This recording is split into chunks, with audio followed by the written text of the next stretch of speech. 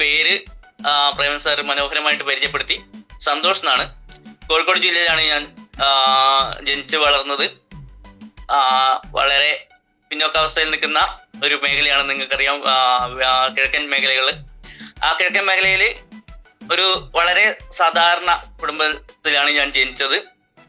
എൻ്റെ ബാല്യം എന്ന് പറയുന്നത് വളരെ ദരിദ്രമായ അവസ്ഥയിൽ ആയിരുന്നു. അച്ഛൻ കരിങ്കലിൻ്റെ ജോലിയായിരുന്നു എടുത്തുകൊണ്ടിരുന്നത്. അപ്പോൾ അതുകൊണ്ട് തന്നെ വളരെ നിഷ്കളങ്ക ബാല്യം എന്ന് പറയുമ്പോൾ ഏറ്റവും ദയനീയമായി കടന്നു പോയിട്ടുണ്ട്. ഞങ്ങൾ 6 കുട്ടികളുണ്ടായിരുന്നത്, ഒരാൾ മരിച്ചു. അങ്ങനെ ഞങ്ങൾ 5 കുട്ടികളാണ്. അപ്പോൾ ആ 5 കുട്ടികളിലെ അവസാനത്തെ കണ്ണിയായിരുന്നു ഞാൻ. അതുകൊണ്ട് തന്നെ ബാല്യം വളരെ കഷ്ടപ്പാടിലൂടെയാണ് കടന്നു പോകുന്നത്. ഒരുപക്ഷെ അതിന്റെ ഏറ്റവും വലിയ ദയനീയാവസ്ഥ എന്ന് പറയുന്നത്, ഒരുപക്ഷെ നമുക്കറിയാം, 10ാം ക്ലാസ് ഒക്കെ പഠിക്കുന്ന സമയത്ത്, 9ാം ക്ലാസ് 10ാം ക്ലാസ്സിൽ പഠിക്കുന്ന സമയത്ത് നമ്മൾ യൂണിഫോം എന്ന് പറയുന്നത് നീലയും വെള്ളയാണ് അവിടെ സ്കൂളിൽ. അപ്പൊ നീലയും വെള്ള എന്ന് പറയുമ്പോൾ നമ്മുടെ ഡ്രസ്സ് നീലയും വെള്ളയും നമുക്ക് ഇട്ടുകൊണ്ട് പോകാൻ കഴിയില്ലെങ്കിൽ നമുക്ക് ഉടുക്കാൻ കഴിയുന്ന മുണ്ടാണ്. അപ്പോൾ എല്ലാവർക്കും യൂണിഫോം ഒന്നും ഉണ്ടാവില്ല. കാരണം അന്നത്തെ കാലത്തെ കുട്ടികൾക്കൊന്നും എല്ലാവർക്കും യൂണിഫോം ഇല്ല. യൂണിഫോം അത്രയ്ക്ക് നിർബന്ധമാണെങ്കിൽ തന്നെ എല്ലാവർക്കും ഒരു ജോഡിയൊക്കെയാണ് എടുക്കാൻ കഴിയുക. ഈ ഒരു ജോഡി എല്ലാ ദിവസവും ഇടാൻ കഴിയില്ലല്ലോ. അപ്പൊ തീർച്ചയായിട്ടും അങ്ങനെയൊക്കെയാണ് ജീവിച്ചു പോകുന്നിരുന്നത്. അതുകൊണ്ട് തന്നെ ആ സാഹചര്യത്തിൽ എനിക്ക് എൻ്റെ അച്ഛൻ്റെ അനിയന്റെ ഒരു ഡബിൾ മുണ്ട് കീറിയിട്ട് അതിന്റെ ഒരു പകുതിയാണ്, നമ്മൾ ഡബിൾ മുണ്ട് ഉണ്ടല്ലോ, അതിന്റെ നേർ പകുതി എടുത്തിട്ട് 2 പീസാക്കിയിട്ട്, അതാണ് ഒരു ദിവസം കൊടുത്തു കഴിഞ്ഞാൽ പിറ്റേ ദിവസം കൊടുക്കാനാവില്ല. അതുകൊണ്ട് തന്നെ ആ ഒരു പീസ് കട്ട് ചെയ്ത് 2 ആക്കിയിട്ട് അതായിരുന്നു കൊടുത്തോണ്ടിരുന്നത്. അതായത് 9ാം ക്ലാസ്സിലും 10ാം ക്ലാസ്. അപ്പോൾ നിങ്ങൾക്ക് മനസ്സിലാക്കാൻ കഴിയും എത്രമാത്രം ദാരിദ്ര്യത്തിലൂടെയാണ് കടന്നുപോയി എന്നുള്ളത്. ആ ദാരിദ്ര്യാവസ്ഥയിൽ നിന്ന് ജനിച്ചു എന്നതുകൊണ്ട് തന്നെ വളർന്നു വരുന്ന സാഹചര്യത്തിലൊക്കെ അത് എന്നെ വളരെ പിന്നോക്കാവസ്ഥയിലേക്ക് കൊണ്ടുപോയിട്ടുണ്ട്. നല്ല മാർക്കോട് കൂടിയിട്ടാണ് ഞാൻ 10ാം ക്ലാസ് പാസ്സായത്. ഒരു പക്ഷേ നമ്മുടെ ജീവിത സാഹചര്യത്തെ എത്രയൊക്കെ ബേക്കോട്ട് പോയിരുന്നെങ്കിലും അന്നത്തെ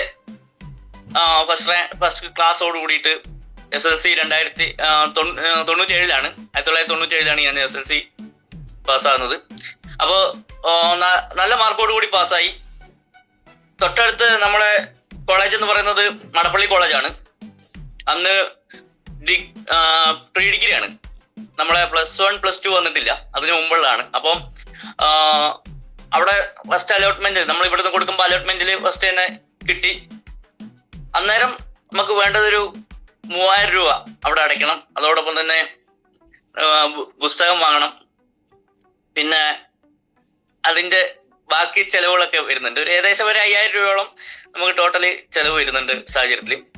അപ്പൊ അത് എടുക്കാനില്ലാത്തത് കൊണ്ടും, അത് മാത്രമല്ല ദൈനംദിനം ഈ വടകരയിലേക്ക് വിലങ്ങാട് ഞാൻ ജനിച്ചു വളർന്നു. വിലങ്ങാട് തൊട്ടടുത്തുള്ള വാണിമേൽ പ്രദേശത്താണ്. അപ്പം ഇവിടെ നിന്ന് അന്നത്തെ കാലത്ത് 80 പൈസ ആണ് ഒരു കുട്ടിക്ക് വേണ്ടത്, ഈ ബസ്സിൽ കൊടുക്കേണ്ടത്.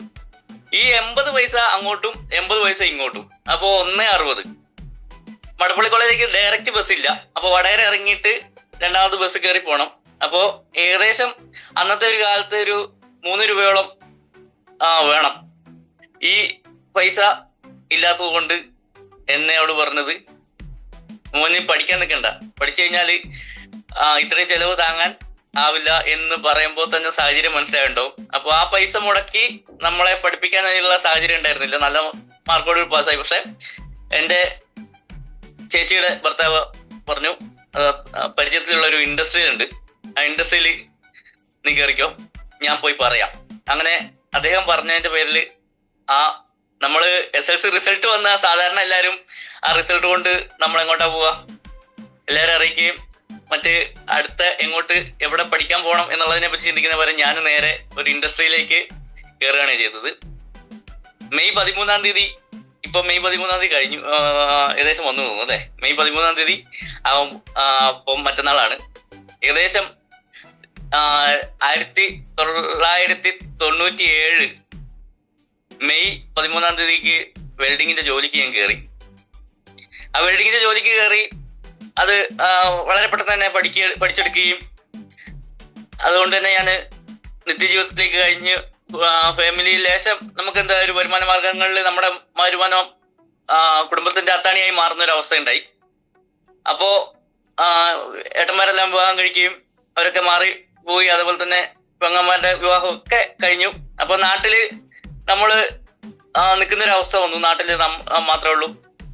നമ്മുടെ വരുമാനം കൊണ്ടാണ് പിന്നീട് അങ്ങോട്ട് കുടുംബം കഴിയുന്ന ഒരു അവസ്ഥ വന്നു. ജീവിതത്തിന്റെ സാഹചര്യം മാറുകയാണ്.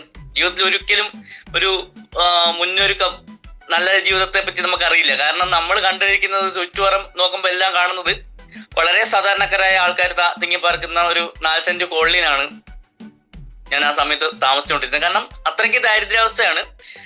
ലൈഫില് നമുക്ക് മുമ്പോട്ട് പോകാൻ എങ്ങനെ എന്നുള്ളത് ഒരു ക്വസ്റ്റ്യൻ മാർക്കായിട്ട് നിൽക്കുകയാണ്. കാരണം ജീവിതത്തിന്റെ ഏറ്റവും താളം തെറ്റിയ അവസ്ഥ. പക്ഷെ നമ്മളത് മനസ്സിലാക്കുന്നില്ല എന്നുള്ളതാണ് ഏറ്റവും വലിയ രസം. നമ്മൾ അങ്ങനെ അങ്ങ് ജീവിച്ചു പോകുന്നു. കാരണം ചുറ്റുപാടുള്ള ആൾക്കാരെല്ലാം അങ്ങനെയാണ് ജീവിക്കുന്നത്. പിന്നെ എനിക്കും അങ്ങനെ ജീവിച്ചാൽ പോരെ എന്നുള്ള സാഹചര്യത്തിൽ നമ്മൾ ജീവിക്കുന്നു. എന്നാൽ അതിൽ നിന്ന് നമുക്ക് വ്യത്യസ്തമായ അനുഭവം ഉണ്ടാകുന്നത് ഈ വെൽഡിംഗ് മേഖലയിൽ ജോലിക്ക് പോകുമ്പോൾ പല പല വീടുകളിലേക്ക് നമ്മൾ ജോലിക്ക് പോവുകയും അവിടെയൊക്കെ ഉയർന്ന സാഹചര്യത്തിൽ ആളുകൾ ജീവിക്കുന്നത് നമ്മൾ കാണുകയും ചെയ്യാണ്. ആ ഉയർന്ന സാഹചര്യത്തിൽ ജീവിക്കുന്ന കാണുമ്പോൾ നമ്മുടെ ജീവിതത്തിലും വലിയ മാറ്റങ്ങൾ ഉണ്ടാക്കേണ്ടതുണ്ട്. ഇങ്ങനെയൊക്കെ ജീവിക്കാൻ കഴിയും.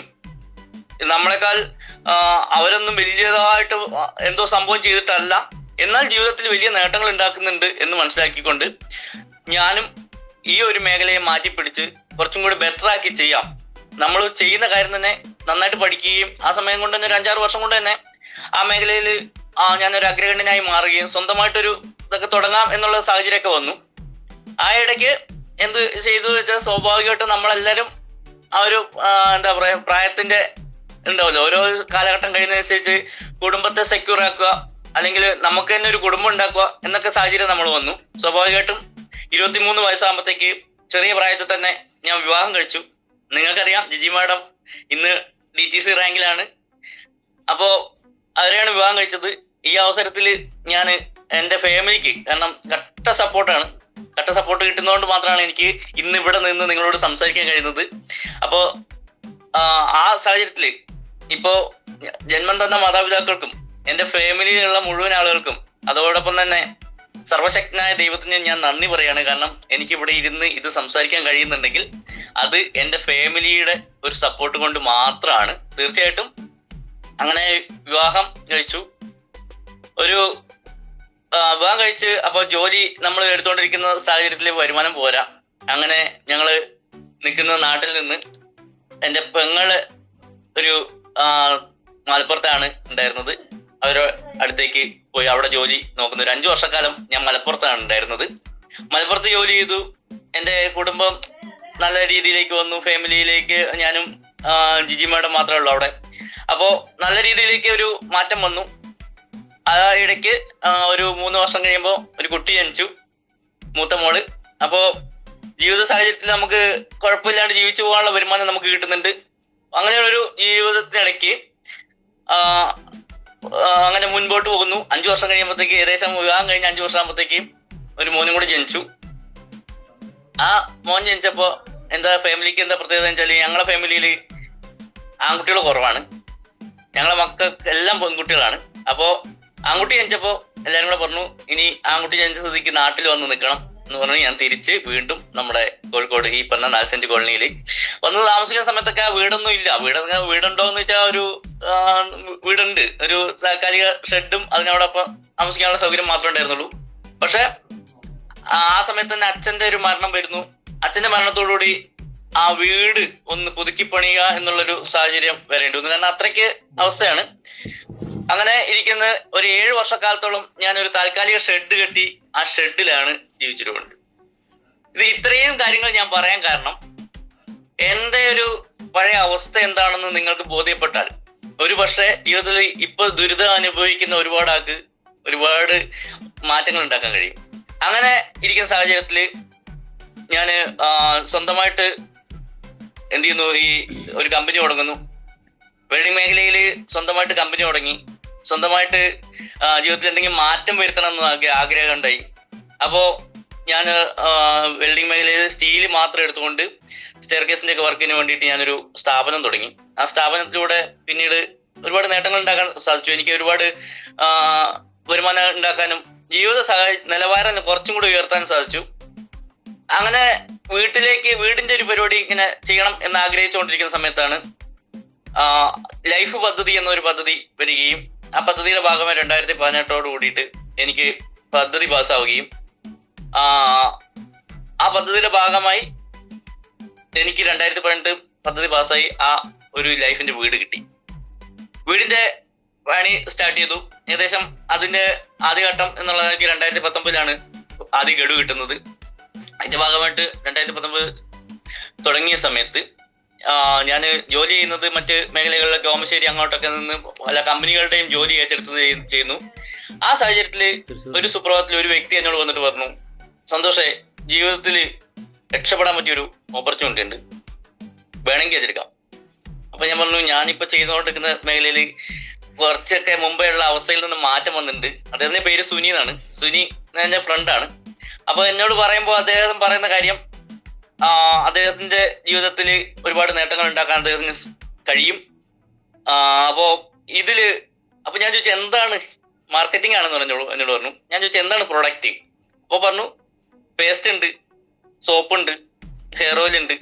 ഞാൻ പറഞ്ഞു അതൊക്കെ നാട്ടിൽ നിന്ന് ഇവിടുന്ന് വാങ്ങാൻ കിട്ടുന്ന സാധനമാണ്, സ്വാഭാവികമായിട്ടും നമ്മൾ അതിനെ റിജക്ട് ചെയ്യാം. അപ്പൊ എന്നോട് പറഞ്ഞു പേസ്റ്റ് വളരെ മനോഹരമായ സാധനമാണ്. വളരെ മനോഹരം എന്ന് പറയുന്നത് അതിനൊരു പ്രത്യേകതയുണ്ട്, അത് ക്യാൻസറിനെ അടക്കം തടയാനുള്ള സാധ്യത. അങ്ങനെയാണ് അദ്ദേഹം എന്നെ പരിചയപ്പെടുത്തുന്നത്. അപ്പൊ ഞാൻ മനസ്സിലാക്കിയത് വേറെ ക്യാൻസറിന് പേസ്റ്റോ എന്ന് ചോദിച്ചു. അപ്പൊ പറഞ്ഞു അതല്ല, ക്യാൻസർ വരാതിരിക്കാൻ ഇത് നല്ലതാണ്, മറ്റുള്ളത് പേസ്റ്റുകളിൽ ക്യാൻസറിന് കാരണമായ ഇതൊക്കെ ഉണ്ടെന്ന് പറഞ്ഞാൽ അദ്ദേഹം എന്നെ ഇങ്ങനെ പ്രലോഭിച്ചുകൊണ്ടിരുന്നു. പക്ഷെ അതിൽ വീഴാൻ തയ്യാറല്ല. കാരണം അപ്പോൾ അദ്ദേഹത്തിന് മനസ്സിലായി ഞാൻ ഏതായാലും ഇത് ചെയ്യില്ല, കാരണം അദ്ദേഹത്തെ ഞാൻ നെഗറ്റീവ് പറഞ്ഞുകൊണ്ടിരിക്കണം. അപ്പോൾ സ്വാഭാവികമായിട്ട് അദ്ദേഹം പോയി. പിന്നീട് അദ്ദേഹത്തിന്റെ വൈഫ് വഴി, എന്റെ വൈഫും അദ്ദേഹത്തിന്റെ വൈഫും സുഹൃത്തുക്കളാണ്. അപ്പോൾ ആ വഴിക്ക് കുറെ ശ്രമിച്ചു, അതും നടക്കുന്നില്ല. തോന്നിയപ്പോൾ ഞങ്ങൾ പറഞ്ഞു ഇതും പറഞ്ഞിട്ട് ഇങ്ങോട്ട് വരണ്ട. അങ്ങനെ ഏകദേശം കുറെ കാലം കഴിഞ്ഞു, 8 മാസത്തോളം. ഇപ്പൊ ആ സമയത്ത് നമ്മളെ വീടിന്റെ ജോലി ഇങ്ങനെ നടന്നുകൊണ്ടിരിക്കുകയാണ്. അങ്ങനെ വീടിന്റെ ഏകദേശം പണി പൂർത്തിയായി. 2019 ഒരു അവസാന ഘട്ടമൊക്കെ ആകുമ്പോഴത്തേക്ക് വീടിന്റെ പണി ഏകദേശം പൂർത്തിയാകുന്ന ഒരു സാഹചര്യം വന്നു. അടുത്ത മാർച്ച് മാസത്തോടുകൂടി കംപ്ലീറ്റ് ചെയ്യണം എന്നുള്ളതാണ്. അതിന്റെ മുമ്പായിട്ട് പണിയൊക്കെ തീർന്നു, മെയിൻ വാർപ്പൊക്കെ പരിപാടി കഴിഞ്ഞ് നിൽക്കുന്ന ഒരു ലീവായിട്ട് ഞാൻ വെറുതെ വീട്ടിൽ നിൽക്കുന്ന സമയത്ത് ഈ സുഹൃത്ത് ഓടി വന്നിട്ട് എന്നോട് പറഞ്ഞു, സന്തോഷേ, ഞാൻ പറഞ്ഞൊന്നും നിങ്ങൾക്ക് കേൾക്കണ്ട, ഇന്ന് വെറുതെക്കല്ലേ, നീ ഒരു കാര്യം ചെയ്യ്, ജസ്റ്റ് ഒന്ന് എന്റെ കൂടെ വാ, നമുക്ക് ഒന്ന് വടകര ഒരു പ്രോഗ്രാം നടക്കുന്നുണ്ട്, അപ്പൊ അവിടെ ഒന്ന് പോവാം. ഞാൻ പറഞ്ഞു ആയിക്കോട്ടെ, ഇന്ന് ഫ്രീ ആയിട്ട് നിൽക്കല്ലേ, അങ്ങനെ പോവാം എന്ന് പറഞ്ഞു. അതിന് മുമ്പ് ഒരു അനുഭവം ഉണ്ടായിട്ടുണ്ട്. അതാണ് ഇതിന്റെ എന്നെ പോകാം എന്ന വാക്ക് പറയുകയാണെങ്കിൽ അതിന് മുമ്പ് ഒരു അനുഭവം ഉണ്ടായി. ഇവര് വരുന്ന സമയത്ത് വൈഫിന്റെ ഏച്ചി വഴി ഈ പ്രൊഡക്റ്റിലുള്ള ചാമ്പിത്തൈലം എന്ന് പറയുന്ന തൈലം എന്ത് ചെയ്തു, നമ്മളെ വൈഫിന് കൊടുത്തു. വൈഫിന് കൊടുക്കാൻ കാരണം എന്ന് പറയുന്നത് വൈഫ് സ്റ്റേറ്റ് ലെവൽ ഓട്ടക്കാരിയാണ്, നീന്തൽത്താരാണ്. അങ്ങനെ ഒരുപാട് പേപ്പറിലൊക്കെ വലിയ ഫോട്ടോ വന്ന് ആ നാട്ടിലൊക്കെ വലിയ ഫ്ലെക്സ് ഒക്കെ വെച്ച് അങ്ങനെയുള്ള ആ മേഖലയിൽ വലിയ ഹൈലൈറ്റ് ചെയ്ത് നിൽക്കുന്ന ഒരു സാഹചര്യം ഉണ്ടായിരുന്നു. അന്നേരമാണ് ഈ കാലിന് വലിയ വേദന വരുന്നു. കാലിന് വലിയ വേദന വരുന്നു എന്ന് പറഞ്ഞാൽ വലിയ ബുദ്ധിമുട്ടാണ്. ഉറങ്ങാൻ രാത്രിക്കൊക്കെ ഒരുപാട് തവണ ഉറങ്ങാതിരുന്നിട്ടുണ്ട്. വേദനയുടെ ഗുളിക കഴിച്ചാൽ ഒന്നും പോലും നിൽക്കാത്ത അത്ര വേദന സഹിച്ച്. അപ്പൊ ഇങ്ങനെ അവസ്ഥയുള്ള സമയത്ത് ഈ ഒരു ചാമ്പി തൈലം എന്ന് പറഞ്ഞ തൈലം കൊടുത്തു. തൈലം കൊടുത്തപ്പോ തൈലത്തിന് ഒരു പ്രത്യേകത എനിക്ക് തോന്നിയത്, ഒരു 3 ദിവസം കൊണ്ട് പറ്റിയപ്പോ തന്നെ ഫസ്റ്റ് റിസൾട്ട് വന്നു. നല്ല റിസൾട്ട്. അതായത് ഉറക്കത്തിന് ഒരു പ്രശ്നമില്ല, രാത്രി ചാടി എഴുന്നേക്കുന്ന പ്രശ്നമില്ല, വേദനയില്ല, വേദന വളരെ കുറഞ്ഞു വരുന്നു. ഒരു 2 ആഴ്ചയൊക്കെ കഴിഞ്ഞപ്പോഴാണ് ഇദ്ദേഹം വന്നിട്ട് എന്നോട് ഈ പറയുന്നത്. അപ്പൊ എനിക്ക് പ്രൊഡക്റ്റിൽ ഒരു റിസൾട്ട് കിട്ടിയല്ലോ. അപ്പൊ റിസൾട്ട് കിട്ടിയപ്പോ എനിക്ക് തോന്നി ഇതില് ഒന്നല്ലെങ്കിൽ എന്തോ ഒരു കട്ട നെഗറ്റീവ് ഉണ്ട്. കാരണം എന്തോ വലിയ മോശപ്പെട്ട സാധനം ഈ ഇൻഗ്രീഡിയൻസ് ഇതിനകത്ത് ചേർത്തിട്ടുണ്ട്, അതിന്റെ റിസൾട്ട് ആവും. അപ്പൊ ഈ വ്യക്തി ഇത് ചെയ്യുന്നുണ്ടെങ്കിൽ അദ്ദേഹത്തെ നെഗറ്റീവ് ആക്കുക എന്നൊരു ഉദ്ദേശം കൂടെ എനിക്കുണ്ട്. അപ്പൊ വടകര പോയിട്ട് ഇപ്പം പറയുന്നതിന് അപ്പുറത്തേക്ക് മറ്റെന്ത് പറയാൻ കേൾക്കാനെന്നുള്ളതിലേക്ക് പോയി. പക്ഷെ പോയി അവിടെ എത്തിയപ്പോ സംഭവിച്ച ഒരു വലിയൊരു കാര്യം എന്ന് പറയുന്നത്, അന്ന് കൺക്ലൂഡ് ചെയ്യുന്നത് നമ്മുടെ ഇന്നത്തെ ഗ്രേറ്റ് ലീഡർ, WTC ലീഡർ സത്യമാഷാണ്. സത്യമാഷ് കൺക്ലൂഡ് ചെയ്യുന്നു. അപ്പോൾ സത്യമാഷ് എന്ന് നമുക്ക് വലിയ പരിചയമില്ല. പക്ഷെ ഞാന് ആ സമയത്ത് ഒരു പ്രാദേശികമായിട്ട് പാർട്ടി സംഘടനാ രംഗത്ത് പ്രവർത്തിക്കുന്ന ഒരു വ്യക്തിയാണ്. അതേ പാർട്ടിയുടെ വ്യക്തി ആയതുകൊണ്ട് ഇദ്ദേഹത്തെ മുൻപരിചയമുണ്ട്. ഈ മേഖലയിൽ എനിക്ക് അദ്ദേഹത്തെ കണ്ടുപരിചയമുണ്ട്. അപ്പോൾ സ്വാഭാവികമായിട്ട് അദ്ദേഹം വന്നു. അദ്ദേഹം സംസാരിക്കാൻ വരുന്ന സമയത്ത് അദ്ദേഹം പറഞ്ഞ ഒരു കാര്യം എന്നെ സ്ട്രൈക്ക് ചെയ്തു. അദ്ദേഹം പറയാണ്, ഞാൻ ഒരുപാട് കാര്യങ്ങൾ ചെയ്തൊരു വ്യക്തിയാണ്. എന്റെ ജോലി എന്ന് പറയുന്നത് ഒരു ബാങ്കിലെ ക്ലർക്കായിരുന്നു. അതേ സമയത്ത് തന്നെ ഞാൻ ഒരു കോളേജ് നടത്തുന്നുണ്ടായിരുന്നു. ആ കോളേജിന്റെ പ്രിൻസിപ്പളാണ്. അതേ സമയത്ത് തന്നെ നാട്ടിൽ പഞ്ചായത്തിലെ വാർഡ് വികസന ക്ഷേമ സമിതി എന്നൊക്കെ പറഞ്ഞാൽ അതിന്റെയൊക്കെ ഭാഗമാണ്. ഓരോ ആ വാർഡിലെയും ഈ 100 ചില്ലാന ആളുകളെ നിയന്ത്രിച്ചുകൊണ്ടിരിക്കുന്ന ആ വാർഡിന്റെ മുഴുവൻ വികസന പ്രവർത്തനങ്ങൾ ഏറ്റെടുത്ത് നടത്തുന്ന വ്യക്തിയായിരുന്നു. അങ്ങനെ പല മേഖലയിൽ ഞാൻ അഗ്രഗണ്യനായിട്ട് നിൽക്കുന്ന സമയത്താണ് ഞാൻ ഈ ഓപ്പർച്യൂണിറ്റി കേട്ടത്. ഇതെല്ലാം മാറ്റിവെച്ച് മൂർത്തമായി ഞാൻ ഇത് ഏറ്റെടുത്തപ്പോ അന്ന് അദ്ദേഹം ഒരു BMW അച്ചീവറാണ്. അപ്പൊ അതെന്നെ സ്ട്രൈക്ക് ചെയ്തു. കാരണം ഞാൻ ഈ പറഞ്ഞ എങ്ങനെയെങ്കിലും ജീവിതത്തിൽ രക്ഷപ്പെടണം, എന്റെ ജീവിത സാഹചര്യം ഉയർത്തണം, എനിക്ക് എങ്ങനെയെങ്കിലും രക്ഷപ്പെട്ടേ മതിയാവൂ എന്നോർത്ത് പല കാര്യങ്ങൾ ചെയ്തൊരു വ്യക്തിയാണ്. പല കാര്യങ്ങൾ ഞാൻ ഇതിനിടയ്ക്ക് ചെയ്ത് നോക്കിയിട്ടുണ്ട്. അതിന്റെ ഭാഗമായിട്ട് തന്നെ സാമ്പത്തികമായിട്ട് ഒരുപാട് കടങ്ങൾ ഉണ്ടാക്കി വെക്കുകയും ചെയ്തിട്ടുണ്ട്. ഒരുപാട് കടങ്ങൾ ഉണ്ടാക്കി വെച്ചു എന്ന് പറഞ്ഞാൽ ഏകദേശം ഞാൻ ഈ ബിസിനസ് ഓപ്പർച്യൂണിറ്റി ഏറ്റെടുക്കുന്നതിന് മുമ്പ് എൻ്റെ അടുത്ത് ഏകദേശം 15 ലക്ഷം വരെ കടമായിട്ടുണ്ട്. കാരണം ഞാൻ റിയൽ എസ്റ്റേറ്റ് മേഖലയിലൊക്കെ പൈസ മുടക്കി അതിലൊക്കെ സാമ്പത്തികമായിട്ട് ഞാൻ തകർന്ന് നിൽക്കുന്ന സമയത്ത് ആണ് ഞാൻ ഈ ഒരു ഓപ്പർച്യൂണിറ്റിയുടെ സാഹചര്യത്തെ പറ്റി കേൾക്കുന്നത്. അപ്പോൾ അദ്ദേഹത്തോട് ഞാൻ കൺക്ലൂഡ് ചെയ്ത് ഇറങ്ങിയ സമയത്ത് അദ്ദേഹത്തോട് ചോദിച്ചു, സാറേ വല്ല നടക്കുന്ന കാര്യമാണോ? ഇതൊക്കെ വെറുതെ പറയുന്നതല്ലേ? നമ്മളെ ഒരു ഹൈലൈറ്റ് ചെയ്യാൻ വേണ്ടി ഒന്ന് വന്ന് ഇദ്ദേഹം അല്ലെങ്കിൽ ഇവരൊക്കെ കൂടി ചെയ്യട്ടെ എന്നുള്ളത് ആഗ്രഹിച്ച ഒരു 10-100 ആള് ഇരിക്കുന്ന ഒരു വേദിയിലാണല്ലോ പറയുന്നത്. അപ്പൊ അദ്ദേഹം പറഞ്ഞു,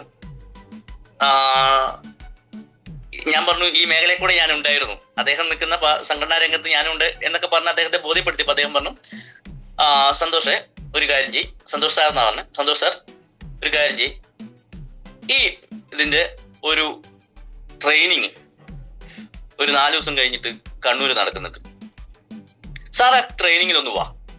ആ ട്രെയിനിങ്ങിൽ വന്നിട്ട് സാറിന് സാമ്പത്തികമായിട്ട് നഷ്ടം വന്നാൽ ഞങ്ങൾ പുറത്തുണ്ടാവും, ഇറങ്ങുമ്പോൾ തിരിച്ചാ ഫണ്ട് തന്നേക്കാം. നിങ്ങൾ ആ ട്രെയിനിങ് ഒന്ന് കേൾക്ക്. ആ ട്രെയിനിങ് കേട്ടിട്ട് നിങ്ങൾക്ക് ബോധ്യം വരികയാണെങ്കിൽ മാത്രം നിങ്ങൾക്ക് ഏറ്റെടുത്താൽ മതി. അപ്പൊ പ്രൊഡക്റ്റ് തന്നതിന്റെ റിസൾട്ട് ഒക്കെ അദ്ദേഹം എന്നോട് ചോദിച്ചു. ഞാൻ ഓക്കെ പറഞ്ഞു. അങ്ങനെ അവിടുന്ന് തന്നെ പേയ്മെന്റ് അഡ്വാൻസ് ചെയ്ത് അത് RTP ആയിരുന്നു. കണ്ണൂര് കൈരളി ഹെറിറ്റേജിൽ വെച്ചിട്ട് ആദ്യമായിട്ട് നടക്കുന്ന RTP, ഞാൻ വന്ന് ആദ്യത്തെ RTP ആണ്. ആ RTPയിൽ പങ്കെടുക്കാൻ ഞങ്ങൾ പോകുമ്പോൾ പക്ഷെ എന്താ പ്രശ്നം, പറയുന്ന പൈസ എത്രയാണ് നമുക്കറിയാലോ, വലിയ സംഖ്യയാണ് പറയുന്നത്, 2500 രൂപ. ഞാൻ വിചാരിച്ചു ചെറിയൊരു ഫീസൊക്കെ മതിയാവും എന്നുള്ളതാണ് വിചാരിച്ചത്. അദ്ദേഹം പറഞ്ഞു, ഇത് ട്രെയിനേഴ്സിനുള്ള ഫണ്ടൊന്നുമല്ല, നിങ്ങൾക്ക് തന്നെ അവിടെ ഫുഡും നിങ്ങൾക്ക് സൗകര്യം ഒരുക്കിയിട്ടുണ്ട്, അതിനുള്ളതാണെന്നൊക്കെ പറഞ്ഞിട്ടുണ്ട് അദ്ദേഹം. പക്ഷെ ഞാൻ പറഞ്ഞു എനിക്കും വൈഫിനും പോകണം. പക്ഷെ ഞാൻ ഇതിനു മുമ്പൊക്കെ ഞാൻ പല മോട്ടിവേഷൻ ട്രെയിനിങ് രംഗത്തും ഞാൻ പോയിട്ടുള്ള പരിചയമുള്ളതുകൊണ്ട് തന്നെ ഞാൻ പറഞ്ഞു ഓക്കെ എന്ന് പറഞ്ഞു. ഞാൻ എൻ്റെ വീടിന്റെ ഇതിനൊക്കെ വെച്ച പൈസ എടുത്തിട്ട് ഞാൻ എന്ത് ചെയ്തു, ഞാനും വൈഫും കൂടി RTPയിൽ പങ്കെടുത്തു. ആ RTPയിൽ പങ്കെടുത്തു. ആദ്യത്തെ ദിവസം തുടങ്ങുമ്പോൾ എനിക്ക് തോന്നി, ഇത് നമുക്ക് വേണ്ടി നമ്മളെ ഈ വലയിലേക്ക് കൊണ്ടുവരാൻ, നമ്മളെ ഈ ഇതിലൊന്ന് കൊടുക്കണം എന്നുള്ള ഇതിലാണ് അവർ ചെയ്യുന്നത് എന്നുള്ള ആദ്യത്തെ ദിവസം എനിക്ക് ആദ്യത്തെ ട്രെയിനിങ് സെക്ഷൻ തുടങ്ങുമ്പോൾ എനിക്ക് തോന്നിയത്. കാരണം എല്ലാവരും സ്യൂട്ടും കോട്ടൊക്കെ ഇട്ടിട്ട് വരുന്നു, ആകെ ഒരു ജഗമൊക്കെ നമ്മളെ മാത്രം നടുക്കിരുത്തുന്നു, ബാക്കി എല്ലാവരും ചുറ്റും നിൽക്കുന്നു, കൈയടിക്കുന്നു, ഓരോരുത്തര് ഹോണറിങ് ഒക്കെ ചെയ്യുന്ന സമയത്ത് നമുക്ക് തോന്നുന്ന ഫീലിംഗ് എന്നു. പക്ഷേ പോകെ എന്റെ മനോഭാവത്തിൽ വലിയ മാറ്റങ്ങൾ ഉണ്ടാകും. കാരണം ഞാൻ ഒരുപാട് മുമ്പൊക്കെ ട്രെയിനിങ്സ് ചെറിയ ചെറിയ പൈസ ഒക്കെ കൊടുത്തിട്ടും വലിയ പൈസ കൊടുത്തിട്ടൊക്കെ ഞാൻ ട്രെയിനിങ് കയറിയിട്ടുണ്ട്. കാരണം ജീവിതത്തില് ഞാൻ അനുഭവിച്ചൊരു അനുഭവം ഞാൻ പറയാം. കാരണം 2016 ഞാൻ വിദേശത്തേക്ക് യാത്ര ചെയ്തു. കാരണം എനിക്ക് ഒരുപാട് സുഹൃത്തുക്കളും ബന്ധുക്കളൊക്കെ ഞാൻ ഒരുപാട് സഹായം ചെയ്യുകയും എനിക്ക് സഹായം ചെയ്തുകൊണ്ടിരിക്കുന്ന ഒരു സാഹചര്യം നാട്ടിലുള്ളത്. കാരണം നമ്മൾ അവിടെ അങ്ങനെയാണ്, ആരും വലിയ സാമ്പത്തികമായിട്ട് മുന്നോക്കാവസ്ഥയിലൊന്നുമല്ല, വളരെ പിന്നോക്കാവസ്ഥ നിൽക്കുന്ന ഒരു മേഖലയായതുകൊണ്ട് തന്നെ പരസ്പരം സഹായിച്ചിട്ടാണ് അവിടെയൊക്കെ കല്യാണങ്ങളും ഒക്കെ നടന്നുകൊണ്ടിരിക്കുന്നത്. അപ്പൊ നമുക്കറിയാം, തൊട്ടടുത്ത വീട്ടിൽ നമുക്കൊരു ആർക്കെങ്കിലും ഒരു അപകടം പറ്റുകയൊക്കെ ചെയ്തത് നമ്മൾ തന്നെയാണ് പോയി സഹായിക്കുന്നത്, ആ കുടുംബം പിന്നീട് സംരക്ഷിക്കുന്ന ഒക്കെ നമ്മൾ തന്നെയാണ്. അങ്ങനെ ഒരു സാഹചര്യമൊക്കെയുള്ള നാടാണ്. അത് കുടുംബം ഉണ്ടാവും, ഫാമിലി ആയിട്ട് വരുന്നവരുണ്ടാവും, അതുപോലെ സുഹൃത്തുക്കളുണ്ടാവും, ഇങ്ങനെയൊക്കെ ഉണ്ടാവും. അപ്പൊ 2016 ഞാൻ ഒരു സാമ്പത്തികമായിട്ട് ലേശം തകർന്ന് നിൽക്കുന്ന സമയത്ത് എനിക്ക് ഒന്ന് ഗൾഫിൽ പോയാൽ കൊള്ളാം എന്നുള്ള ഒരു സാഹചര്യം ഉണ്ടായി. 2016 ഞാൻ ഗൾഫിൽ പോയി. അവിടുന്ന് ഒരു ആക്സിഡന്റ് ഉണ്ടായിട്ട് ഞാൻ മടങ്ങി വന്നു. ഈ സാഹചര്യം പറയാതെ മറ്റേത് നമ്മൾ പറഞ്ഞിട്ട് കാര്യമില്ല, അതുകൊണ്ടാണ്. അപ്പോ ഞാൻ മടങ്ങി വന്നു. എനിക്ക് കൈക്ക് നല്ലൊരു ഓപ്പറേഷൻ ചെയ്യണ്ടു. ഇതാണ് ഓപ്പറേഷൻ ചെയ്ത പാടാണത്. അപ്പൊ ഈ ഓപ്പറേഷൻ ചെയ്യേണ്ട അത് ടെന്നീസ് എൽബോ എന്ന അസുഖമാണ്. കാരണം അവിടുന്ന് വലിയൊരു അപകടം ഉണ്ടായതാണ്. പക്ഷെ അത് നീര് കൂടിയിട്ട് ടെന്നീസ് എൽബോ എന്നുള്ള അസുഖമായി മാറി. ഈ അവസരത്തിൽ ഞാൻ വീട്ടിൽ വന്ന് റെസ്റ്റ് എടുക്കുകയാണ്. ഗൾഫിൽ നിന്ന് വരുന്നത് ആരെ അറിയിച്ചോണ്ടൊന്നുമില്ല. കാരണം വെച്ചാൽ അങ്ങോട്ട് പോയിട്ട് ആകെ 6-7 മാസമായിട്ടുള്ളൂ. തിരിച്ചു വരുമ്പോൾ എന്റെ കയ്യിലൊന്നും ഇല്ല. കാരണം സാമ്പത്തികമായിട്ട് തകർന്ന് തരിപ്പണായിട്ടാണ് ഞാൻ തിരിച്ചു വരുന്നത്. കുട്ടികൾക്ക് ഉള്ള ഒന്നും വാങ്ങാൻ കഴിഞ്ഞിട്ടില്ല. ഒന്നും അത്ര അവസ്ഥയിലാണ്. അതൊന്നും ഞാൻ ഇപ്പൊ പറഞ്ഞില്ല. അപ്പൊ അങ്ങനെ മടങ്ങി വന്ന് ഞാൻ വീട്ടിൽ നിൽക്കുന്ന സമയത്ത് ഈ ഓപ്പറേഷൻ ചെയ്യുന്നത്. ഓപ്പറേഷൻ ചെയ്തു 3 മാസത്തേക്ക് എനിക്ക് ബെഡ് റെസ്റ്റ് ആണ്. കൈക്ക് ഓപ്പറേഷൻ ചെയ്തു. നല്ല കടുപ്പാണ്, സ്ട്രോങ് ആണ്. കൈ പൊന്തിക്കാൻ പാടില്ല. കൈ വെച്ച് കെട്ടിയേക്കാണ്. ഭക്ഷണം കഴിക്കുന്നതൊക്കെ ലെഫ്റ്റ് കൈ കൊണ്ടാണ്. അങ്ങനെ എന്റെ സാഹചര്യം വളരെ മോശമാണ്. പക്ഷെ എന്നെ അലർട്ട് ചെയ്തതൊന്നും ആയിരുന്നില്ല. ഞാൻ ഈ 3 മാസക്കാലം അവിടെ റെസ്റ്റ് എടുക്കുന്ന സമയത്ത് ഞാൻ ഒരുപാട് എനിക്ക് വേറെ മാർഗം. അപ്പൊ ഞാൻ നന്നായിട്ട് വായിക്കുന്ന ഒരാളാണ്. അപ്പൊ പല ബുക്കുകൾ ഞാൻ അവിടെ കൊണ്ടുവച്ചിട്ടുണ്ട്. അതില് ശിവകേരന്റെ ജീവിതത്തിൽ എങ്ങനെ വിജയിക്കാം എന്നൊക്കെ പറഞ്ഞ ബുക്കുകളൊക്കെ അതിന്റെ ഭാഗമാണ്. അതിലിരിക്കുന്നുണ്ട്. അതൊക്കെ വായിച്ച്. പക്ഷെ എന്നെ അലട്ടിയ വിഷയം ഇതൊന്നും ആയിരുന്നില്ല. ഈ 3 മാസക്കാലത്തിന്റെ തുടക്കത്തിൽ ഉള്ള ഒരു സമയത്ത് പോലും എന്റെ ഒരു സുഹൃത്തുക്കളോ എന്റെ ഒരു ബന്ധുക്കളോ ഞാൻ ഈ വീട്ടിൽ കിടന്നിട്ട് അവർക്കറിയാം ഞാൻ അവിടെ വന്നിട്ടുണ്ട്. കാരണം ഞാൻ ഗൾഫിൽ നിന്ന് വരുമ്പോൾ എൻ്റെ അടുത്ത് സാമ്പത്തിക പിന്നെ ഒന്നുമില്ല, തകർന്ന തരിപ്പണായിട്ട് വന്നേക്കുന്ന എല്ലാവർക്കും അറിയാം. ഒരാള് പോലും വന്നില്ല, എന്നെ നോക്കിയില്ല എന്നുള്ളത് എന്നോട് എന്ത് പറ്റി സന്തോഷം. അതോ ഞാൻ മാത്രമല്ല, എൻ്റെ അപ്പത്തേക്ക് 3 കുട്ടികളായി. കുട്ടികൾ ചെറിയ കുട്ടികളാണ്. വൈഫ് അപ്പൊ ചെറുതായിട്ട് ഒരു ജോലി എന്നുള്ള നിലയ്ക്ക് ബാങ്കിലേക്ക് അന്നേരം കിട്ടിയിട്ടില്ല അല്ലേ, ജോലി കിട്ടിയിട്ടില്ല. ജോലിയിലേക്ക് ചെറിയ ജോലിയൊക്കെ ചെയ്ത സാഹചര്യം അങ്ങനെ മുമ്പോട്ട് പോയിക്കൊണ്ടിരിക്കുന്ന സമയത്താണ് ഇത്. എന്നെ ആരും വന്ന് നോക്കിയില്ല. അല്ലെങ്കിൽ ഞാൻ എന്തെങ്കിലും ഒരു വിഷയം ഉണ്ടെങ്കിൽ ഞാൻ എല്ലാ കാര്യത്തിലും ഇടപെടുന്ന എന്നെ ആരും, എന്റെ സുഹൃത്തുക്കളോ ബന്ധുക്കളോ ആരും വന്നില്ല എന്നുള്ളത് എന്നെ വല്ലാണ്ട് ഹർട്ട് ചെയ്തു. ഞാൻ മനസ്സിലാക്കിയ ഏറ്റവും വലിയ സത്യം എന്ന് പറയുന്നത്, ജീവിതത്തിൽ നമ്മൾ മുമ്പോട്ട് പോകുമ്പോൾ കയ്യിൽ സാമ്പത്തികമൊക്കെ ഉണ്ടെങ്കിൽ എല്ലാവരും ഉണ്ടാവും, സാമ്പത്തികം ഒന്നും ഇല്ലെങ്കിൽ ആർക്കും വേണ്ടാതാവും എന്നുള്ള ആ സത്യം എന്നെ വല്ലാതെ ഹർട്ട് ചെയ്തു. കാരണം ജീവിതത്തിൽ എനിക്ക് മാറിയേ പറ്റൂ, എന്റെ ജീവിതം വിജയിപ്പിച്ചേ പറ്റൂ എന്നുള്ള സാഹചര്യത്തിലൂടെ ഞാൻ കടന്നുപോയി. ആ കടന്നുപോയപ്പോൾ ഞാൻ ഈ പറഞ്ഞ പല ട്രെയിനിങ് സെന്ററിലേക്കും എന്റെ വ്യക്തിത്വത്തിലുണ്ടാകുന്ന മാറ്റങ്ങൾ ഉണ്ടാക്കാൻ വേണ്ടിയിട്ടും എന്റെ ജീവിത സാഹചര്യത്തിൽ അന്ന് ഞാൻ മനസ്സിലാക്കിയ ഒരു സത്യമാണ്, ഇവിടെ ലോകത്ത് വിജയിക്കുന്നവരൊക്കെ അവരെന്തെങ്കിലും നേടണമെങ്കിൽ അവർ ഒരുപാട് ത്യാഗ മനോഭാവത്തിലൂടെ, ഒരുപാട് ക്ഷമയിലൂടെ, കഷ്ടപ്പാടിലൂടെ ഒക്കെ കടന്നു പോയിട്ടുണ്ട്. അങ്ങനെയൊക്കെ കടന്നു പോയവരാണ് പിന്നീട് ജീവിതത്തിൽ വലിയ നേട്ടം. പണ്ടൊക്കെ ആൾക്കാർ നമ്മൾ വിചാരിക്കുക സാമ്പത്തികമുള്ള പാരമ്പര്യമായിട്ട് കുടുംബപരമായിട്ടും വലിയ സ്വത്തുള്ളവർ മാത്രം വിജയിക്കുന്നു എന്നുള്ള സാഹചര്യം അല്ല പിന്നീട് ഞാൻ മനസ്സിലാക്കിയത്. എന്റെ വായനയാണ് എന്നെ ഒരു പക്ഷേ എനിക്ക് വിജയിക്കാനുള്ള സോഴ്സ് ഉണ്ട്. അങ്ങനെയാണ് ഞാൻ ഈ RTP എത്തുന്നത്. ഈ RTP ആയിട്ട് അങ്ങനെ ഒരു കണക്ഷൻ ഉണ്ട്. കാരണം RTP എത്തുമ്പോൾ എനിക്ക് മനസ്സിലായി അവിടെ നിന്ന് വിജയിക്കാൻ ആവശ്യമായ ആദ്യത്തെ ദിവസം 2ാമത്തെ സെഷൻ വരുമ്പോഴത്തേക്ക് എനിക്ക് മനസ്സിലായി ഇത് പഴയ പോലെയല്ല. നമ്മൾ വലിയ കൊടുത്ത പൈസക്ക് ഭക്ഷണമുണ്ട്, റൂം എന്നൊക്കെ പറഞ്ഞാൽ അമ്മര് റൂമാണ്, AC ഹാളാണ്.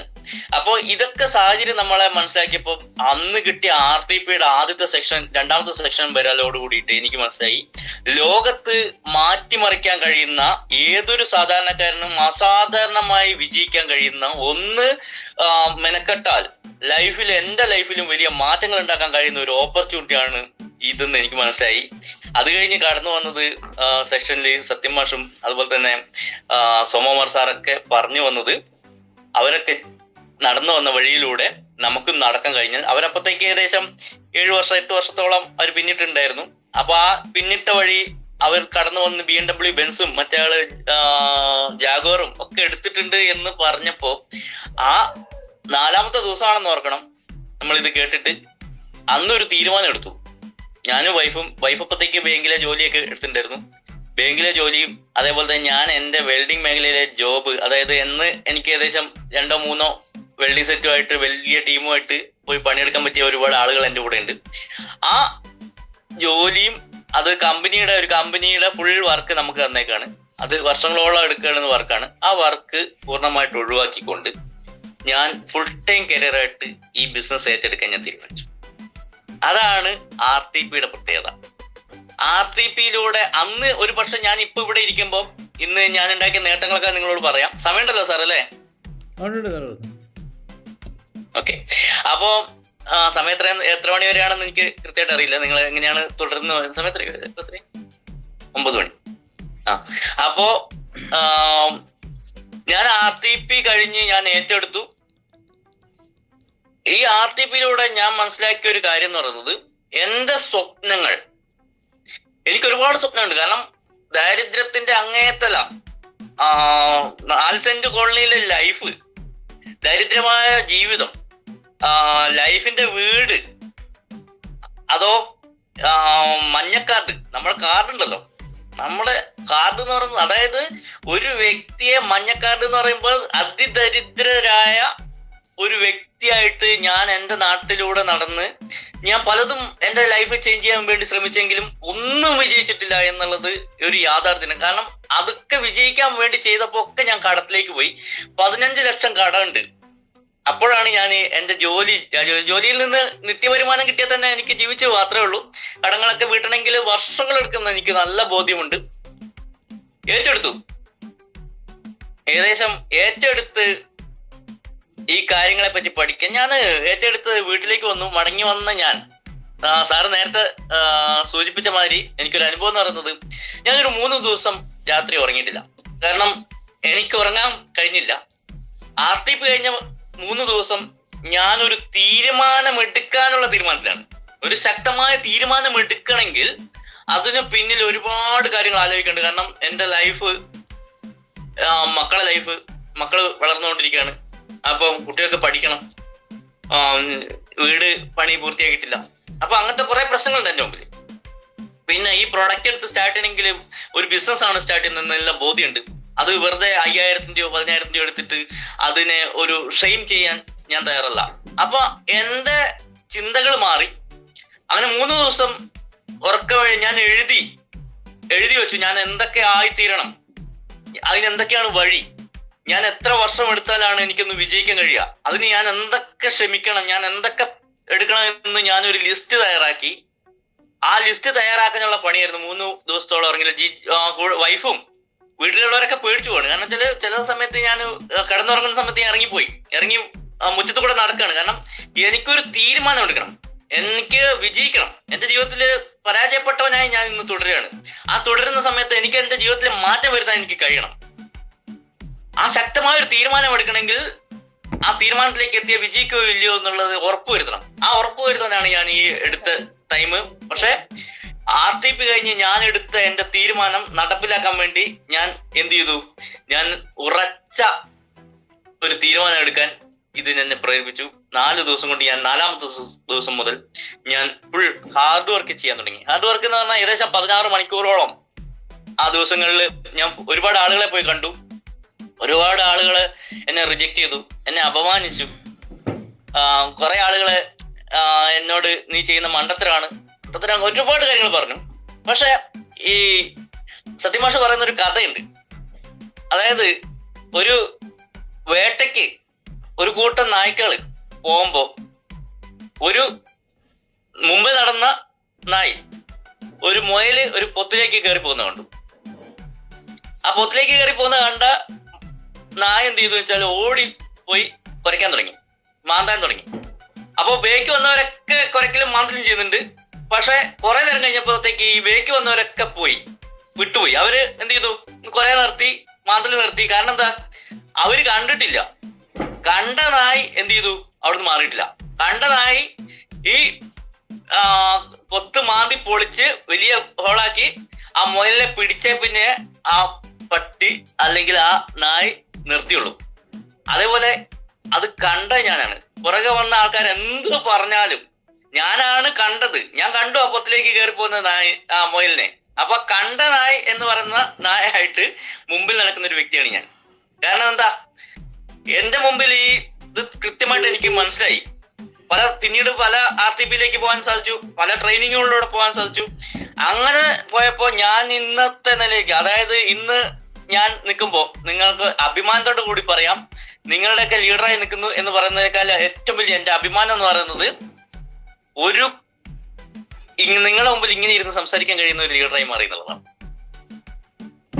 നിങ്ങളുടെ മുമ്പിൽ ഇരുന്ന് സംസാരിക്കാൻ കഴിയുന്ന ഒരു ട്രഡീഷണൽ രംഗത്ത് നിന്ന് വെൽഡിംഗ് തൊഴിലാളിയായ ഞാൻ, ഒരു 10ാം ക്ലാസ് വിദ്യാഭ്യാസം മാത്രമുള്ള ഞാൻ, എനിക്കിന്ന് ഒരുപാട് ആളുകളുടെ മുമ്പിൽ നിന്ന്, ആയിരക്കണക്കിന് ആളുകളുടെ മുമ്പിൽ നിന്ന് MC ചെയ്യാൻ എനിക്ക് സാധിച്ചിട്ടുണ്ട്. അതാണ് ഏറ്റവും വലിയ അനുഭവം. പിന്നെയുള്ള ഏറ്റവും വലിയ കാര്യം എന്ന് പറയുന്നത്, ഇന്ന് ഏകദേശം 2000-ഓളം വരുന്ന ഒരു ശക്തമായ ഓർഗനൈസേഷൻ വന്നതിന്റെ ഭാഗമായിട്ട് ഞാൻ ഇന്ന് ഒരുപാട് നേട്ടങ്ങൾ ഉണ്ടായി കഴിഞ്ഞിട്ടുണ്ട്. വൈഫ് എന്റെ കൂടെ തന്നെ DTC ലീഡറായിട്ട് മാറി. അതിന്റെ ഭാഗമായിട്ട് ഞങ്ങൾ ഒരുപാട്, അപ്പോ ഞാൻ പറഞ്ഞു നേരത്തെ, ലൈഫിന്റെ പദ്ധതിയിൽ കിട്ടിയ ലാസ്റ്റ് എമൗണ്ട് 1 ലക്ഷം എടുത്തിട്ടാണ് ഞാൻ ഈ ബിസിനസ് സ്റ്റാർട്ട് ചെയ്തത്. 1 ലക്ഷം രൂപന്റെ പ്രൊഡക്റ്റ് എടുത്ത് ഫസ്റ്റ് മന്ത് തന്നെ അന്ന് ബേസ് ലെവല് പെർഫോമൻസ് ഉണ്ടായിരുന്നു. ആ പെർഫോമൻസ് ബോണസ് അച്ചീവർ ആയിട്ടാണ് ഞാൻ സ്റ്റാർട്ട് ചെയ്യുന്നത്. അങ്ങനെ സ്റ്റാർട്ട് ചെയ്ത ഞാൻ എല്ലാ റാങ്കിലും പെർഫോമൻസ് ബോണസ് അച്ചീവറായി വന്നു. അതുകൊണ്ട് തന്നെ തുടർച്ചയായിട്ട് പെർഫോമൻസ് ബോണസ് അടിക്കാൻ എനിക്ക് സാധിച്ചുകൊണ്ട് തന്നെ ഞാൻ വളരെ ചുരുങ്ങിയ സമയം കൊണ്ട് ഏകദേശം 3ാമത്തെ വർഷമാകുമ്പോഴത്തേക്ക് STC എന്ന് പറഞ്ഞ റാങ്കിലേക്ക് ഞാൻ എത്തി. ആ സമയത്താണ് കൊറോണ വന്നു. വലിയ ശക്തമായ കൊറോണയൊക്കെ നമ്മൾ ഈ ഒരു 3 വർഷത്തിനുള്ളിലാണ്, STCയിലേക്ക് കടന്നു പോകുന്ന 3 വർഷത്തിനുള്ളിലാണ് ഭയങ്കരമായിട്ട് കൊറോണ വന്ന് പുറത്തിറങ്ങാൻ പറ്റാത്ത അവസ്ഥ വരുന്നു. നമ്മൾ പ്രൊഡക്റ്റ് വാങ്ങി വെച്ച് വീട്ടിൽ വെച്ച അവസ്ഥയിലാണ്. പിന്നെ വീടിന്റെ പണിയൊക്കെ എടുക്കുന്നതൊക്കെ തന്നെ ഞങ്ങൾ ആ കൊറോണ ടൈമിലാണ്. അങ്ങനെ ജീവിതത്തിന്റെ ഒരു ദുരന്ത ടൈം ഒക്കെ കടന്നു. അത് കഴിഞ്ഞ് ഞാനൊരു ബൈക്ക് അച്ചീവറായി. എനിക്കൊരു ബൈക്ക് അച്ചീവ് ചെയ്യാൻ കഴിഞ്ഞു. അതേപോലെ വളരെ സാധാരണക്കാരായ ഒരു വലിയ 10ാം ക്ലാസ് വിദ്യാഭ്യാസം മാത്രമുള്ള എനിക്ക് ഞാനൊരു ലാപ്ടോപ്പ് വാങ്ങി. ഇന്ന് ആ ലാപ്ടോപ്പ് വെച്ചിട്ട് ട്രെയിനിങ് എടുക്കുന്ന രീതിയിലേക്ക് സന്തോഷ് എന്ന വ്യക്തി മാറിയിട്ടുണ്ടെങ്കിൽ അതിനൊറ്റ കാരണം സൺ ഇന്റർനാഷണൽ എന്ന ശക്തമായ ഓർഗനൈസേഷനാണ്. ആ സൺ ഇന്റർനാഷണൽ ഓർഗനൈസേഷനിൽ അന്ന് നടന്ന RTPയിൽ ഞാനൊരു തീരുമാനമെടുത്തു. എന്റെ ജീവിതത്തിൽ ഇതല്ലാണ്ട് ഞാൻ വേറൊന്നും ഇനി ചെയ്യില്ല എന്നൊരു തീരുമാനമെടുത്ത് ശക്തമായി ഇറങ്ങിത്തിരിച്ചു. അതിനു വേണ്ടിയിട്ട് ഡെഡിക്കേഷനായിട്ട് ഞാൻ കാര്യങ്ങൾ ചെയ്തു. എന്റെ കൂടെ വന്ന ഒരുപാട് ലീഡേഴ്സിന് അവരുടെ ജീവിതം കൂടി കരുപിടിപ്പിക്കാൻ ഞാൻ ശക്തമായിട്ട് വർക്ക് ചെയ്തു. ആദ്യത്തെ ഒരു 3-4 വർഷം എന്ന് പറയുന്നത് എന്നെ സംബന്ധിച്ചോളം, ഇപ്പൊ 5 വർഷം 6ാമത്തെ വർഷത്തേക്ക് കിടക്കുകയാണ്. 5 വർഷം ആദ്യത്തെ തുടക്കത്തിലെ 4 വർഷം എന്ന് പറയുന്നത് എന്നെ സംബന്ധിച്ചോളം വളരെ ശക്തമായി ഈ ബിസിനസ് ഏറ്റെടുത്ത് നടത്തിയതിന്റെ ഒരു ഭാഗമായിട്ട് എനിക്ക് ഓർഗനൈസേഷൻ 1നും 2നും ഇന്ന് 40ഓളം വരുന്ന TCA ലീഡേഴ്സ്, 44ഓളം വരുന്ന TCA ലീഡേഴ്സ് ഉണ്ട്. ഇന്ന് അതിന് എന്നെ സഹായിച്ച ഏറ്റവും വലിയ ഗ്രേറ്റ് ലീഡർ ഒന്ന് ജിൻഷ മേഡാണ്. ജിൻഷ മേഡം എന്റെ അതേ റാങ്കിൽ ഏകദേശം RTC ടച്ചിങ് ആയിട്ട് നിൽക്കുകയാണ്.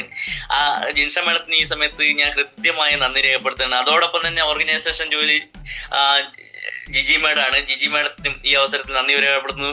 അതേപോലെ ഓരോ റാങ്കിൽ നിൽക്കുന്ന ലീഡേഴ്സിനെ ഞാൻ ഒന്ന് പരിചയപ്പെടുത്താം. ഒന്ന് ബിൻസാറാണ്.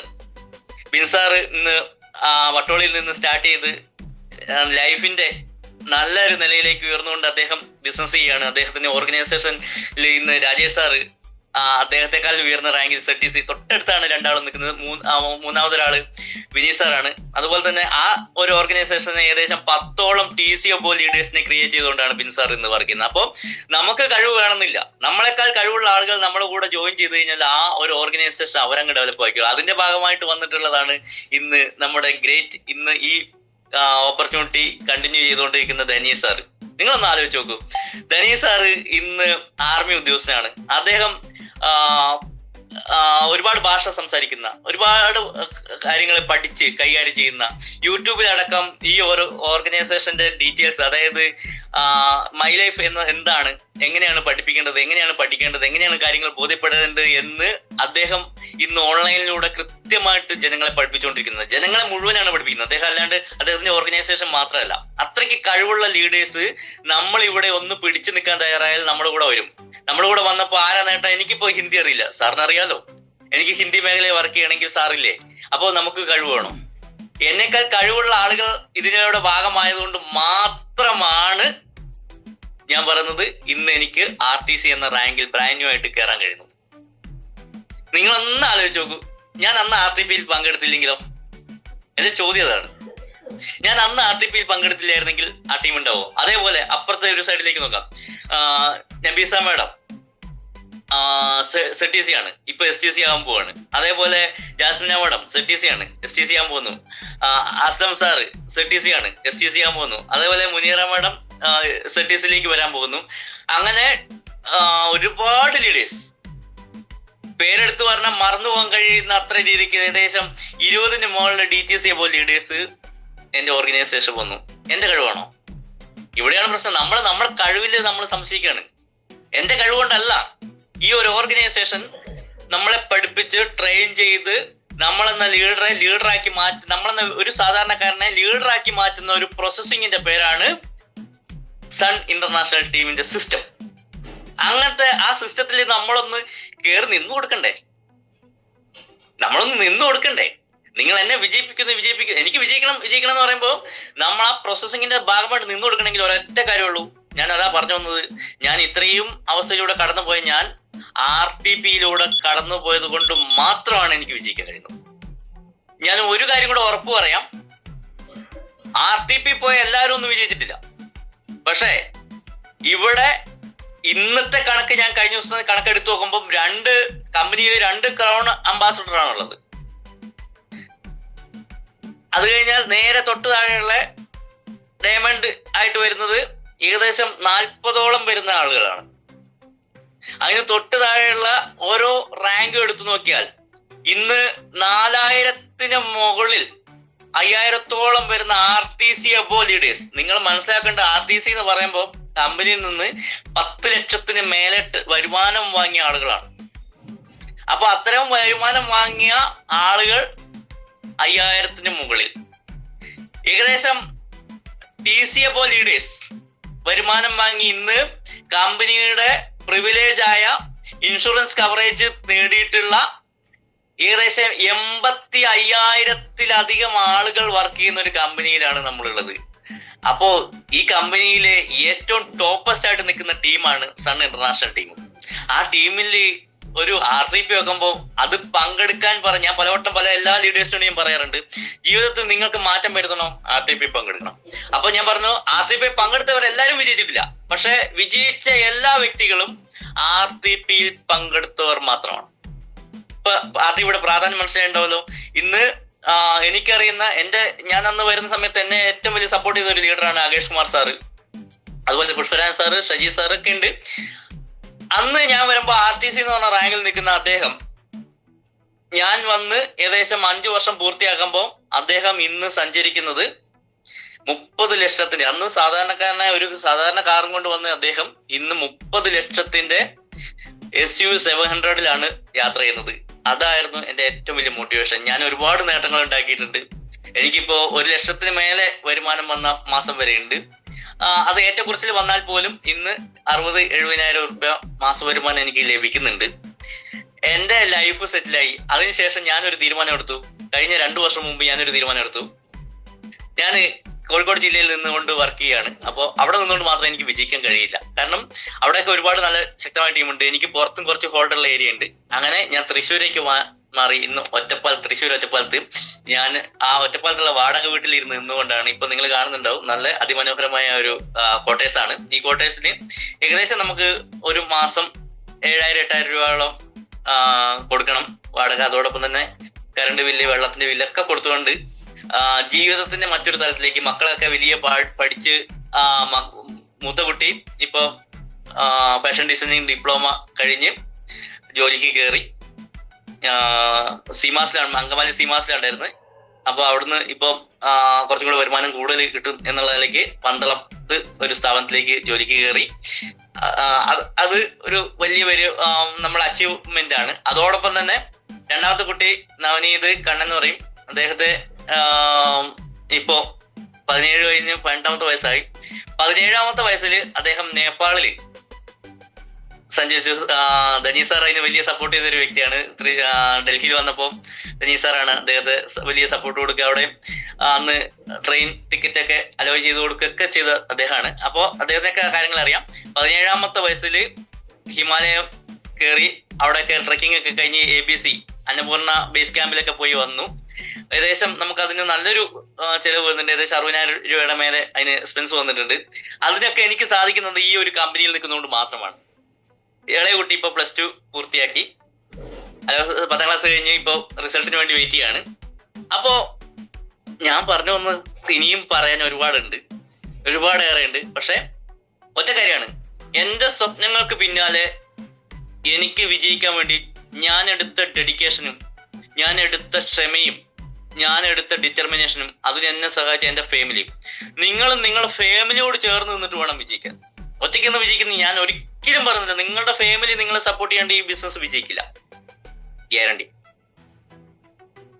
നിങ്ങളുടെ ഫാമിലി നിങ്ങളെ സപ്പോർട്ട് ചെയ്യാണ്ട്. കാരണം ഞാൻ വളരെ ദയനീയ അവസ്ഥയിൽ ഞാൻ കടന്നു വന്ന ഞാൻ പിന്നീട് കുറച്ച് സ്വന്തമായി വരുമാനമൊക്കെ കണ്ടെത്തി ഞാൻ ജീവിതത്തിന്റെ നിലവാരം ഉയർത്തിയിട്ട് പിന്നീട് ഞാൻ പറയുന്നത് എന്താ, ചിലപ്പം ഇത് ഡെവലപ്പ് ആക്കി വരുന്ന സമയത്ത് എനിക്ക് ഒന്നും വാങ്ങിത്തരാൻ എൻ്റെ അടുത്ത് പൈസ ഉണ്ടാവില്ല. കാരണം ഇത് മാർക്കറ്റിംഗ് ആണ്.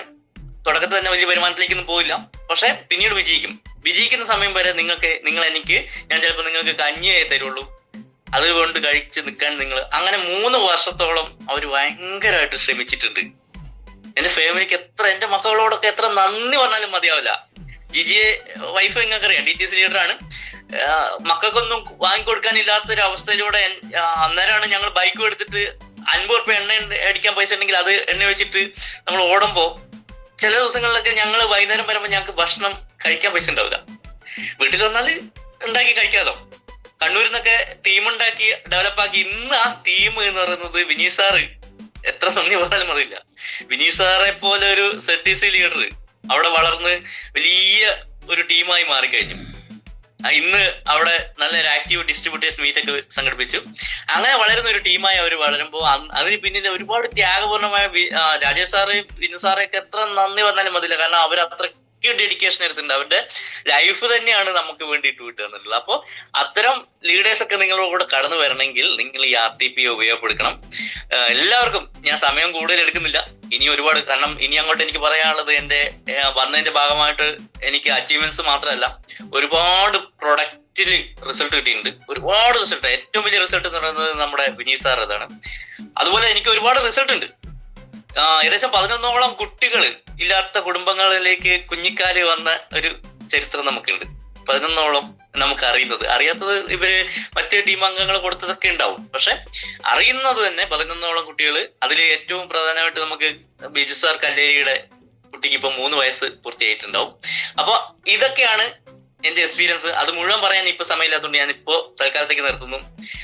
ഇവിടെ എന്നെ കേൾക്കാൻ വന്ന ഒരുപാട് ആളുകളുണ്ട്. അവരോടൊക്കെ ഒറ്റ വാക്ക് മാത്രമേ പറയുള്ളൂ. ജീവിതത്തിൽ എന്തെങ്കിലും ആകണമെങ്കിൽ, എന്തെങ്കിലും ഒരു മാറ്റം വരുത്തണമെങ്കിൽ, എന്നെ പോലത്തെ ഒരു സാധാരണക്കാരൻ ഇന്ന് RTC എന്ന് പറയുമ്പോൾ ഇനി വരുന്നത് നാഷണൽ ടീം കോർഡിനേറ്റർ എന്ന റാങ്കിലേക്ക് വരുമ്പോൾ ഞാൻ അതിനുള്ളിൽ ഇപ്പൊ കാർ എടുക്കാൻ പോവാണ്. ഇലക്ട്രിക് കാറാണ്.